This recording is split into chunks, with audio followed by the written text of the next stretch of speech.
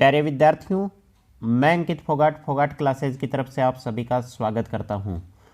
साथियों, अभी 6 नवंबर को जो वनपाल भर्ती परीक्षा हुई है उसके सेकंड शिफ्ट के जीके के कुछ इंपॉर्टेंट क्वेश्चंस हैं वो अपन यहां पे डिस्कस करने वाले हैं। और मैक्सिमम जो क्वेश्चंस हैं वो अपने नोट्स में से आए हैं, नोट्स के अलावा कहीं से कोई क्वेश्चन नहीं आया है। तो साथियों, सीईटी के लिए भी तैयार हो जाओ। अपने नोट्स को अगर आपने प्रॉपर तरीके से पढ़ लिया, अच्छे से हैंड रिटन नोट्स को, तो बाहर से एक भी क्वेश्चन नहीं आने वाला है। सारे के सारे क्वेश्चन बोर्ड अपने नोट्स में से ही उठा रहा है। अपन ने क्या बहुत ज़्यादा डीपली स्टडी कर ली है, अपना कुछ भी उस नोट्स के बाहर बचा ही नहीं। तो प्यारे विद्यार्थियों, पहला प्रश्न है यहाँ पे, रेड क्लिफ रेखा किसे कहा जाता है। बिल्कुल अपने नोट्स का क्वेश्चन है। रेड क्लिफ रेखा क्या होती है? जो भारत और पाकिस्तान की अंतर्राष्ट्रीय सीमा को मिलाने वाली जो रेखा है उसे क्या कहा जाता है? रेड क्लिफ रेखा। तो भारत पाकिस्तान की सीमा रेखा है ये। सेकंड क्वेश्चन है कि त्रिपुरा सुंदरी का मंदिर कहाँ स्थित है। तो त्रिपुरा सुंदरी क्या है? वसुंधरा की आराध्य देवी है। इस देवी का मंदिर कहाँ है? तलवाड़ा बांसवाड़ा में स्थित है। जब भी वसुंधरा राजे सिंधिया है, अपनी पूर्व मुख्यमंत्री, जब भी चुनाव की तैयारी करती है तो इस देवी की क्या करती है? पूजा करती है। प्रश्न नंबर 3 की बात करें कि वागड़ी बोली कहाँ बोली जाती है। तो एक तो कौन सी होती है? बांगड़ क्षेत्र, और एक है वागड़ क्षेत्र। बांगड़ क्षेत्र तो कौन सा है? अपना शेखावाटी वाला जो क्षेत्र है, चूरू झुंझुनू और सिक्कर वाला क्षेत्र। और वागड़ क्षेत्र कौन सा है? डूंगरपुर बांसवाड़ा वाला क्षेत्र। तो भाई वागड़ी बोली कहाँ बोली जाएगी? जो अपना वागड़ क्षेत्र है वहीं पे बोली जाएगी। और वागड़ क्षेत्र कौन सा है? डूंगरपुर और बांसवाड़ा वाला क्षेत्र। प्रश्न नंबर 4 की बात करें कि कृपाल सिंह शेखावत का संबंध किस कला से है। कृपाल सिंह शेखावत का संबंध किससे है? ब्लू पोट्री कला से। डबोक हवाई अड्डा स्थित है, अपन ने पढ़ा था कौन सा? डबोक हवाई अड्डा उदयपुर में, और नाल हवाई अड्डा बीकानेर में। सारे हवाई अड्डे अपन ने डिस्कस किए थे। तो डबोक हवाई अड्डा कहाँ स्थित है? उदयपुर में स्थित है। प्रश्न नंबर 6 की बात करें, तालछापर अभ्यारण्य किसके लिए प्रसिद्ध है। बहुत ही सिंपल प्रश्न है। काले हिरणों के लिए, कृष्णमृग के लिए क्या है? तालछापर अभ्यारण्य प्रसिद्ध है। इसके अलावा कुर्जा पक्षी के लिए भी यह अभ्यारण्य क्या है? प्रसिद्ध अभ्यारण्य है। कहाँ स्थित है तालछापर अभ्यारण्य? तो चूरू जिले में स्थित है। कहाँ स्थित है? चूरू जिले में। प्रश्न नंबर 7 क्या है? बीकानेर के किस शासक ने खानवा युद्ध में भाग लिया था। खानवा के युद्ध में भाग किसने लिया था? राव कल्याणमल ने। भारतीय प्राचीन लिपिमाला के लेखक कौन है? गौरी शंकर हीराचंद्र ओझा। पढ़ा हुआ प्रश्न है, अपने ही नोट्स में से है। राजस्थान में किसान आंदोलन का जनक किसे कहा जाता है? विजय सिंह पथिक को कहा जाता है। उदयपुर में सहेलियों की बाड़ी का निर्माण किसने करवाया? संग्राम सिंह ने। गैव सागर झील स्थित है। वेरी वेरी इंपॉर्टेंट, मैंने बोला था कि इस प्रश्न को इंपॉर्टेंट लगा लो, वही प्रश्न है झीलों वाले चैप्टर में से। गैव सागर झील कहाँ की है भाई? डूंगरपुर की। टोडगढ़ रावली वन्य जीव अभ्यारण्य स्थित है, कहाँ पे है? टोडगढ़, अजमेर में।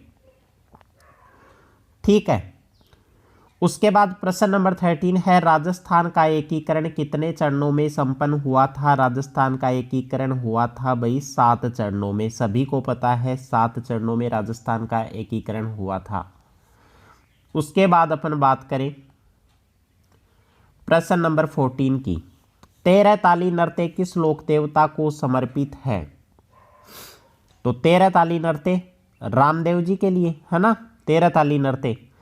आदिवासियों का कुंभ किस मेले को कहा जाता है। 2 दिन पहले ये मैंने करवाया था ये वाला प्रश्न। आदिवासियों का कुंभ कहा जाता है वेणेश्वर मेला। और वेणेश्वर मेला कहाँ का प्रसिद्ध है भाई? डूंगरपुर का प्रसिद्ध है।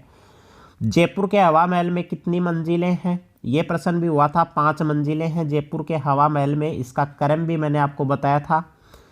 प्रश्न नंबर 17 है, मालानी पहाड़ियाँ स्थित हैं। मालानी की पहाड़ियाँ कहाँ स्थित हैं? जालोर और बाड़मेर के मध्य ये पहाड़ियाँ स्थित हैं। अचलगढ़ दुर्ग स्थित है। अचलगढ़ दुर्ग कहाँ है? माउंट आबू सिरोही में स्थित है। उसके बाद अपन बात करें नेक्स्ट प्रश्न की। नेक्स्ट प्रश्न क्या है? देवनारायण जी का मुख्य पूजा स्थल क्या है। देवनारायण जी का मुख्य पूजा स्थल कहाँ है भाई? आसिंद भीलवाड़ा में।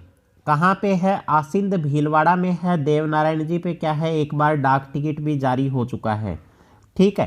प्रश्न नंबर 20 की बात करें कि मयूर ध्वज के नाम से किस दुर्ग को जाना जाता है, तो मयूर ध्वज कौन सा है? मोर की पूंछ के समान, जब मोर नाचता है तो उसकी पूंछ के समान इस दुर्ग की क्या है? आकृति होने की वजह से इसे कहा जाता है मयूर ध्वज। मयूर ध्वज किसे बोला जाता है? मेहरानगढ़ के किले को। और मेहरानगढ़ का दुर्ग कहाँ स्थित है? ये किला स्थित है जोधपुर में। कहाँ स्थित है? मेहरानगढ़ का किला जोधपुर में स्थित है। प्रश्न नंबर 21 की बात करें, किस रियासत ने 1857 की क्रांति में अंग्रेजों की सहायता नहीं की थी?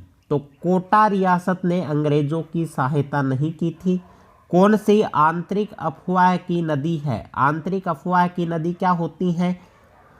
वे नदियां जो कुछ दूरी पर जाकर और जिनका जल क्या हो जाता है? समाप्त हो जाता है, लुप्त हो जाती हैं, आंतरिक प्रवाह की नदियां कहलाती हैं। तो इसका सही एग्जाम्पल कौन सा है? साबी नदी।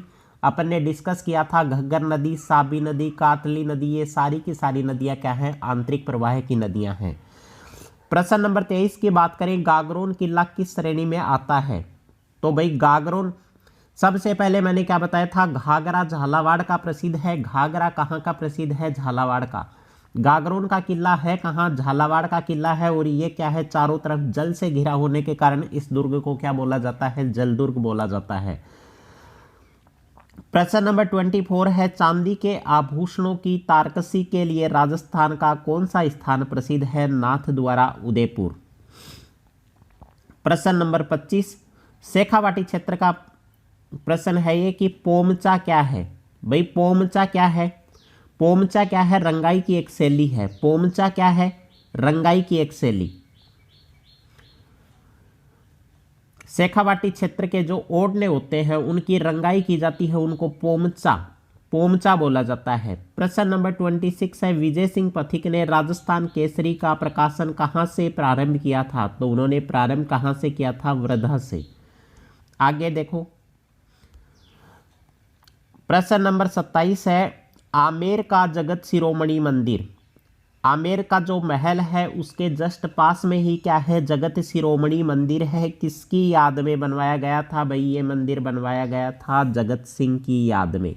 किसकी याद में? जगत सिंह की याद में बनवाया गया था। रणखार रिजर्व स्थित है, कहाँ पे स्थित है? जालोर जिले में। बरड़ का किसान आंदोलन, मैंने बताया था बै से क्या है? बूंदी। बरड़ का किसान आंदोलन किस रियासत से संबंधित था? तो बै और बै दोनों क्या हैं? बै से स्टार्ट है, तो बूंदी रियासत से। बीकानेर के अनूप सिंह को औरंगजेब ने किसकी उपाधि से नवाजा था? माही भ्रातिव, माही भ्रातिव की उपाधि से नवाजा था।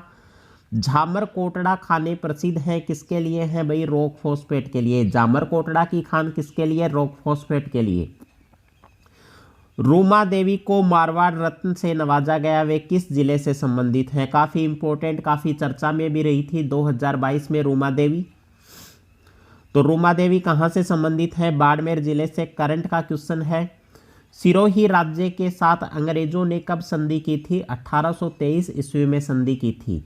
कालीबंगा सभ्यता की खोज किसने की थी? अमलानंद घोष ने कालीबंगा सभ्यता की खोज की थी। सभी सभ्यताओं की खोज मैंने बोला था काफ़ी इंपॉर्टेंट है, याद करके जाना इसको।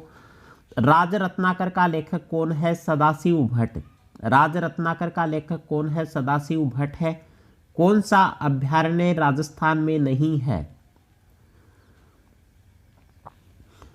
मैंने अभ्यारण्य को याद करने की एक ट्रिक बताई थी, अचल चल दिए काजी मानस।